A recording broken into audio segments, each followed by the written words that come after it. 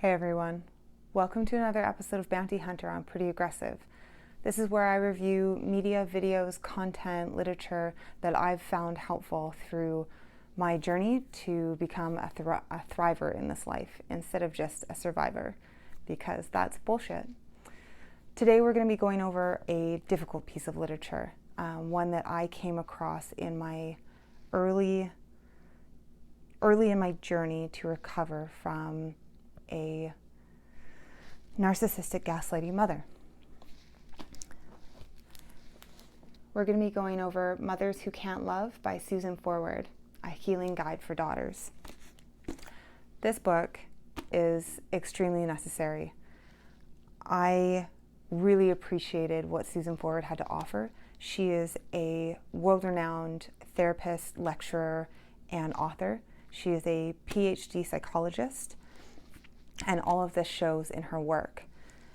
Her entire first half of this book is based on insight and going over the different types of unloving mothers, including the first chapter on why that topic is taboo, questioning your mother's love. A lot of people mix up mothers who can't love with mothers who don't. It's not often that mothers don't love, but it is possible for mothers to not know how to love, which is how this fucking happens. It was a difficult read, especially when I was in early recovery. The one thing Tim Ferriss says is, please don't spend 80% of the book telling me about the problem I already have. And I do discuss in my book Beyond Damage a whole chapter about absorbing growth style knowledge.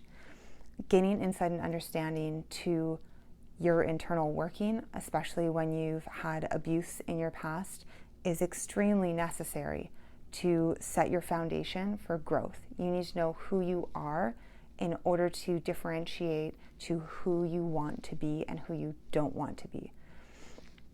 But what I appreciate most about this book is that the whole other 50%, this side, is about healing the mother wound. Uncommon for most self-help literature or this particular literary niche. So I'm going to read a quick excerpt from the beginning of this book about why Susan explains why she wrote this book, and God did it hit home. Susan writes, "My session with Heather brought that painful reality home to me once again, and I thought about her long after our session was over. She was intelligent, attractive, and accomplished, yet those qualities seemed largely invisible to her.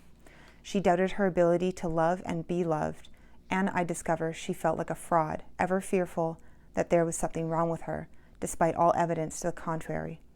Self-aware as she was, at age 34, she was still waiting for a mother's acknowledgement and blessing to give her confidence, faith in herself as a woman, a partner, a mother. And it would probably never come. When a strong mother bond is missing, women often struggle for a lifetime with a bewildering sense of loss and a sense of deprivation." Fuck, Susan, gotta tell it like it is, do ya? Jesus. The first half of this book aside, the second half of this book is extremely helpful. These were a set of launching pad tools I needed to start gaining insight to my next step of recovery. A lot of her tools that she communicates in this book are meant to be used with a therapist in discussions through role play, or she suggests using them at home with a loving partner who will role play with you. Two things I have an issue with for that is, one, usually when you are a self-sabotaging, cyclical, depressive, self-loathing or low self-worth person, you probably don't have a bank account full of money to help you pay for a therapist, which is $100 a pop. And even if you have health care, they usually max out about $400 or $500 a year. So at 80 to 90%, that's 4.5, 5 sessions maybe max.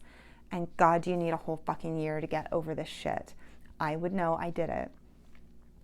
And the second part is, usually when you're also like that, in cyclical depression, low self-worth, and self-sabotaging, you don't have a loving partner.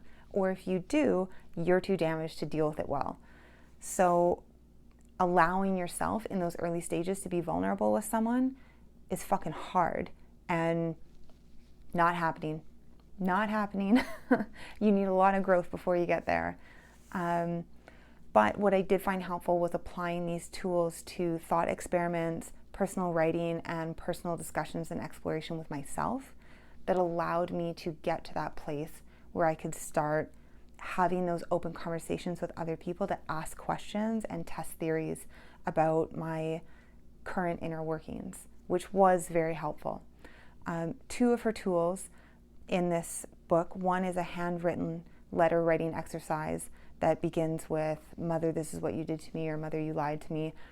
And although I've gained something different from what Susan says the letter can do for you, it's still an extremely applicable tool for oneself in finding insight and then forcing transformation from that.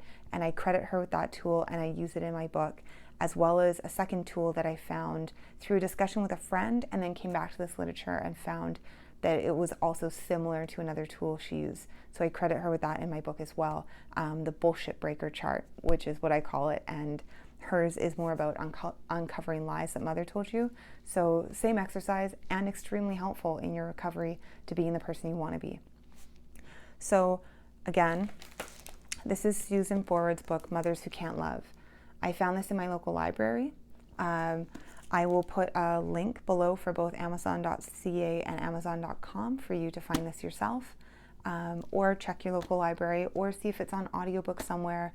But again, a highly recommended read for someone looking to gain insight and understanding on their journey to breaking the intergenerational cycle of unloving mothers, or mothers who can't love. Not their fault, but your responsibility now. So get on it, get after it, figure your shit out, and thrive in this life instead of just survive this life, because that fucking sucks. Thanks again, and I'll see you next time.